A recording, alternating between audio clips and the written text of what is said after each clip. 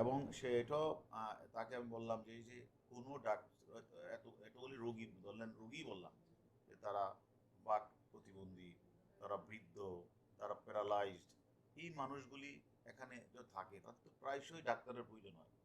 সে যে কোথাও কোনোদিন ডাক্তারের কাছে দিত না, সে সম্পর্কে তো আপনি তো একজন নার্স, আপনি তো তাকে দামাইকে বলতে পারতেন। সে বলছে আমি তাকে বললেও তো সে আমার কথা শুনতো না। এইভাবে আমরা মিল্টন সমাদদারকে আমরা জিজ্ঞাসাবাদ করছি। জিজ্ঞাসাবাদে আসলে ভয়াবহ লোমহর্ষক মানে সব ঘটনা বেরিয়ে আসছে তার কাছ থেকে।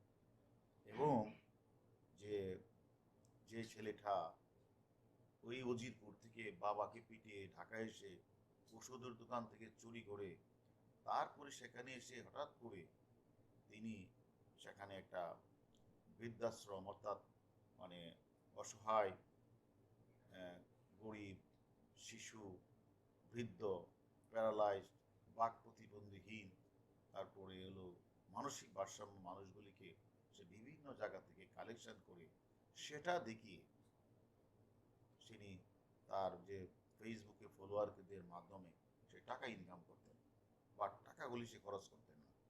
অন্যদিকে ওই গরিব অসহায় মানুষগুলি যে চিকিৎসার জন্য অনেক সময় অপারেশনের প্রয়োজন হতো, কত পচন ধরেছে হাতে, সে হাতও কেটে ফেলতো, আঙ্গুল কেটে ফেলতো, ব্লেড দিয়ে সে কেটে ফেলতো, এই যে রক্ত বের হতো, এবং সে শেখা, এবং এই যে ব্লেড ছুরি দিয়ে কাটাছেঁড়া রোগীরা যে কষ্ট পেত, আর্তনাদ করত, এই মাদকাসক্ত মিল্টন পৈশাচিক আনন্দ উপভোগ করতেন।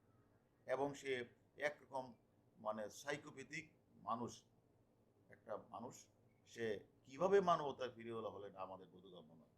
এবং সে কিন্তু স্বীকার করেছেন তার অপারেশন থিয়েটারে ছুরি আছে, ব্লেড আছে, এগুলো আমরা উদ্ধার করেছি, এগুলো দিয়ে সে নিজেও স্বীকার করেছেন।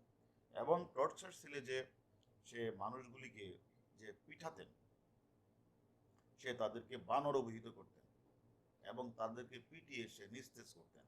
এইগুলি আসলে শুনতেও খারাপ লাগে।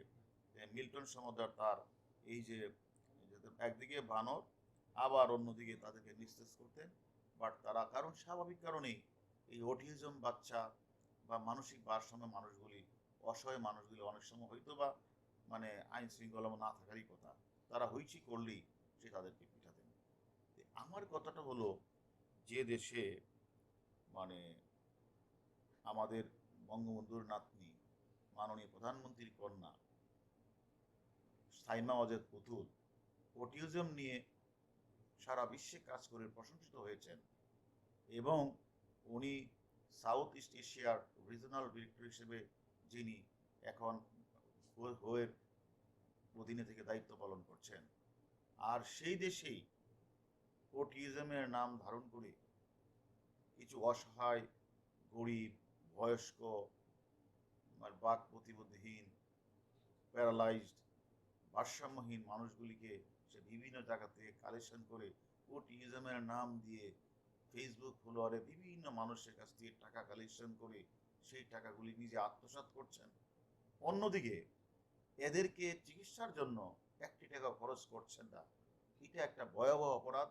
এবং আমি কোনি এদের উল্টো তাদেরকে টর্চারের পরিমাণটা তিনি বেড়ে দিয়েছেন। আরেকটি কথা যে তারা স্বীকার করেছেন, সে নিজেই যে ডেথ সার্টিফিকেট তো বানাতেনি, তাহলে যে 900 লোকের কথা সে বললেন, 900 লোকের রাতের অন্ধকারে জানাজাবিহীন তাদেরকে সে যে কবরের কথা বললেন, এই যে একটা অপরাধ, যে এই জিনিস লোকগুলি কারা, তাদের তো খোঁজ খবর নেওয়া, তাদের তো আত্মীয় স্বজন আছে,